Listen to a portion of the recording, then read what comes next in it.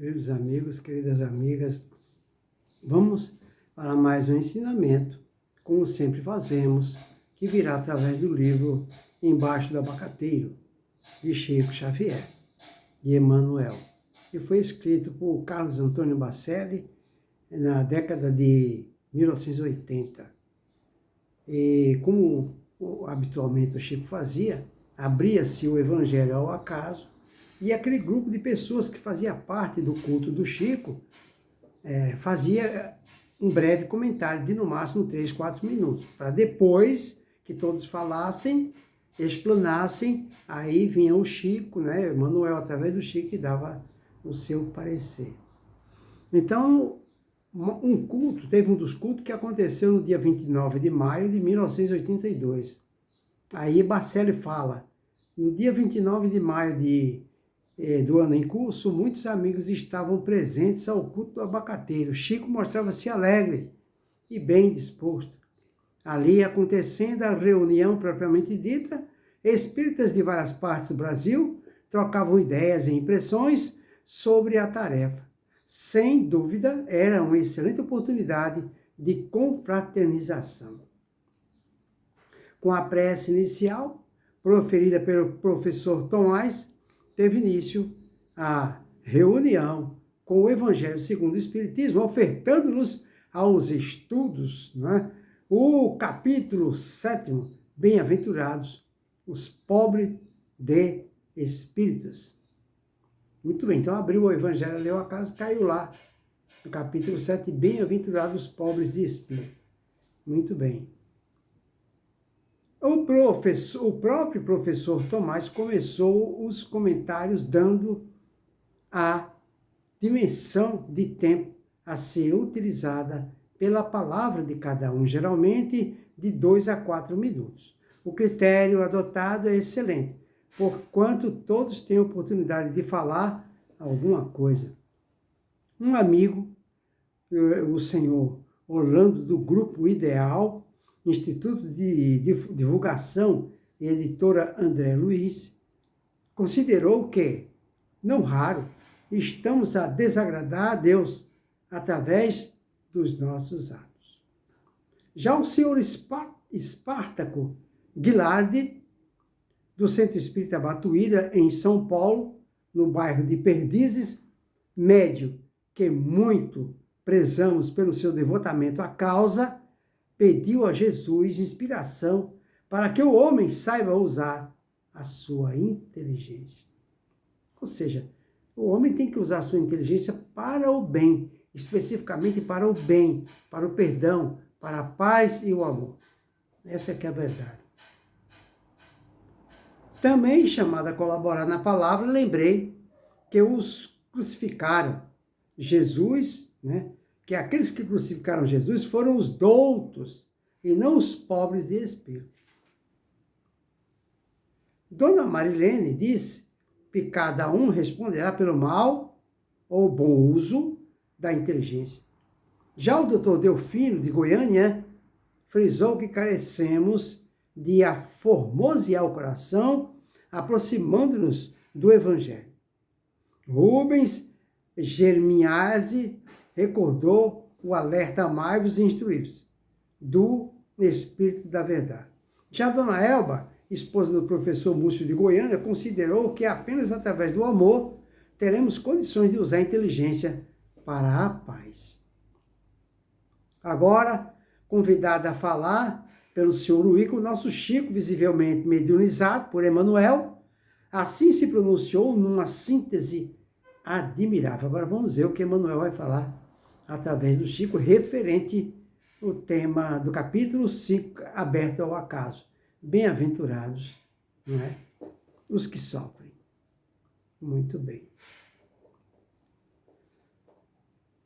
Ele fala, observar a necessidade do discernimento e do sentimento, da razão e do ideal, do cérebro e do coração. Vou repetir essa parte.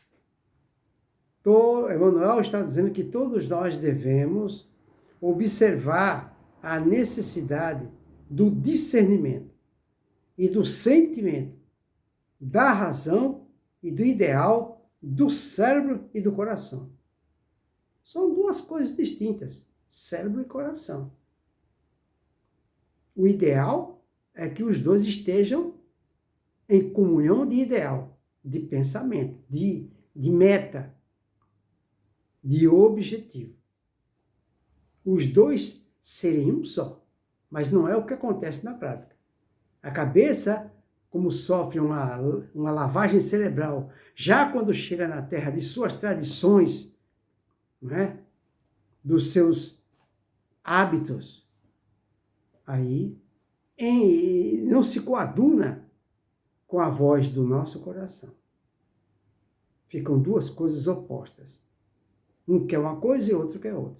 Vocês podem observar que nossa cabeça pede algo, exige algo, que nós façamos algo, mas o coração sempre pede outra coisa.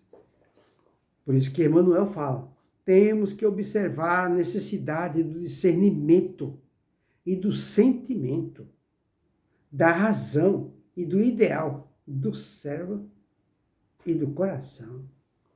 Simbolicamente, o nosso cérebro ele foi colocado acima de todas as demais faculdades. A razão deve inspirar todas as nossas atitudes, né? E conferir os nossos pensamentos do ponto de vista da conveniência. Muito bem. Mas a vida em si, comando de todos os fenômenos em redor de nós e dentro de nós, está incorporado o coração. Pois é. Quando o nosso corpo se forma no claustro materno, uma das primeiras manifestações é o coração palpitando.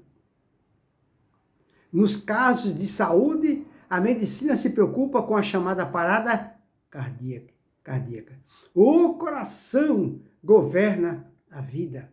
Parada cardíaca pode afetar o cérebro.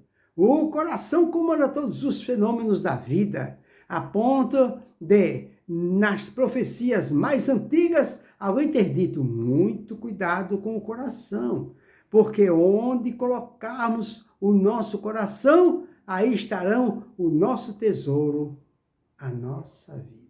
Por isso Jesus falou, onde está o teu coração, está o teu tesouro. Muito bem. Compreender a importância da razão, mas a superimportância do coração para que sejamos mais irmãos uns dos outros, com mais compreensão recíproca, para que a nossa vida possa melhorar.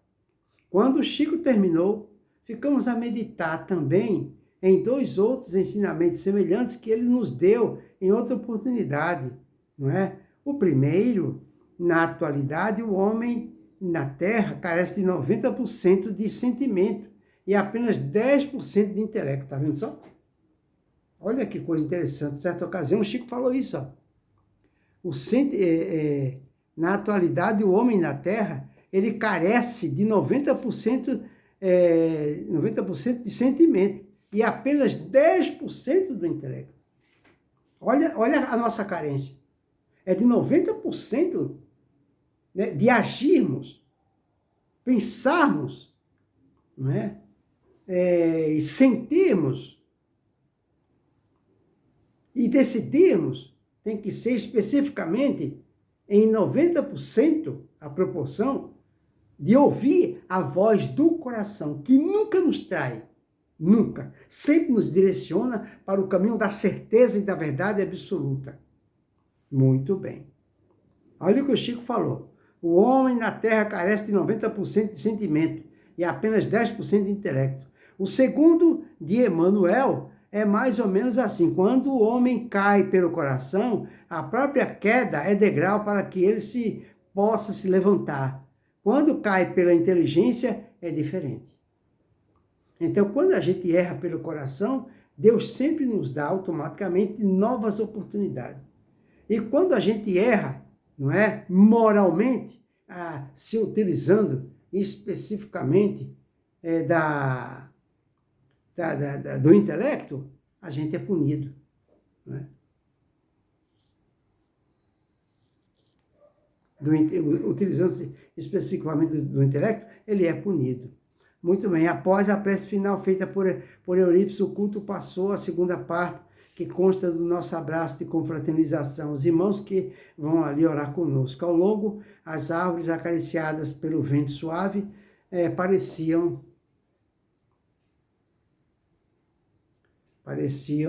São Vespertino nesse clima emocional. Fica aí para a nossa reflexão, que Deus nos abençoe a todos.